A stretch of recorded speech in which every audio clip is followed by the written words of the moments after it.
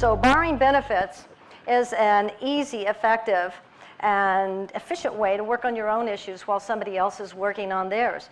You can work on borrowing benefits while you are watching the EFT DVDs, while you're listening to teleclasses, while you're participating in workshops, and anytime somebody else is working on their issues. It's really great. You guys have already experienced that today. Now, there are 5 easy steps to borrowing benefits. You won't find these written anywhere. This is just what I use in my workshops. The first is to identify an issue, and the best thing to do is to keep it simple.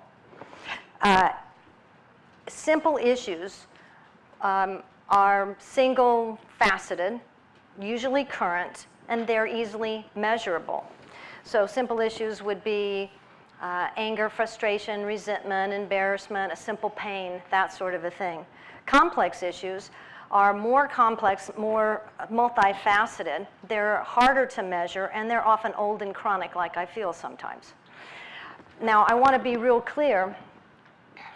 Sometimes when I push that, it doesn't always go. I want to be real clear that EFT works on complex issues. Borrowing benefits works on complex issues. But you will get consistently better results if you use simple issues while borrowing benefits in Boston. The second thing to do is write down your issue. Just put it on paper. It's not enough to just think about it. There's something magic that happens when you actually write it down. We don't even understand why borrowing benefits works. We talk about being specific on an issue and getting in touch with it, and yet you write down your issue about something completely different, and it works. But writing it down is really important. And the next thing you need to do is give it an intensity number between 1 and 10. That's just something we always do with EFT, 10 being high, 1 being very low. You might want to write down several issues that you want to work on during this class.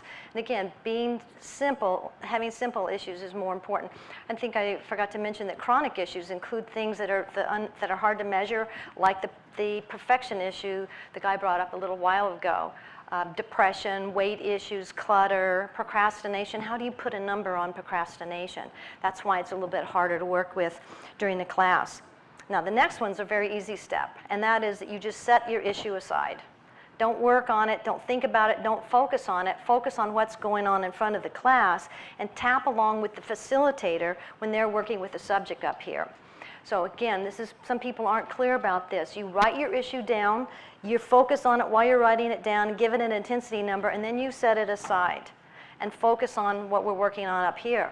You'll get better results from this workshop, from this seminar, this showcase for the weekend, if you participate. When you're tapping along with the facilitator, you're not only helping yourself, but you're sending that energy to the front of the room, helping the person up here clear the issues. I guarantee you, all of you tapping helped transform these people up here. Did you feel that, Jan?